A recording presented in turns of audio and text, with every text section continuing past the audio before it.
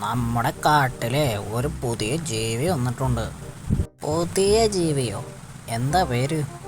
അത് പേര് ഓർമ്മയില്ല. സ്വന്തം പേര് ഓർമ്മയില്ലാത്ത ജീവിയോ? അവനല്ല, എനിക്ക് ഓർമ്മയില്ലെന്നാ പറഞ്ഞത്. ഏതാണ്ട് ഇത്രയും പൊക്കം കാണും, ഏതാണ്ട് ഇത്രയും തടിയും കാണും. കൊമ്പുണ്ടോ? കൊമ്പില്ല. കണ്ണും വായുമൊക്കെ ഉണ്ടോ? ഞാൻ പോട്ടെ, കുറച്ച് തിരക്കുണ്ട്. ദേവൻ പിന്നെയും വരുന്നു. എപ്പോഴാ ഓർത്തത്? അവൻ്റെ പിന്നിൽ ഒരു പുലി ഉണ്ടായിരുന്നു. പുലിയോ? എന്നിട്ടവൻ ഓടുകയാണോ? ഓടുകയൊന്നുമല്ല, നടക്കുകയാ. അവന് പേടിയില്ലേ? പേടിയോ? എന്തിന്?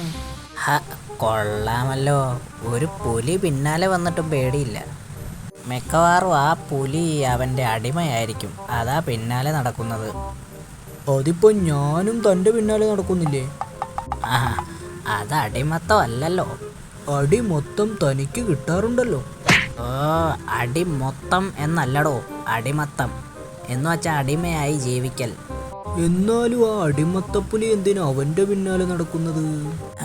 ദേവൻ പിന്നെ കൂടെ വേറെ ആരും ഉണ്ടല്ലോ. ഏവനാണ് ഞാൻ പറഞ്ഞ പുള്ളി. ഇത് കഴുതപ്പുലിയാ?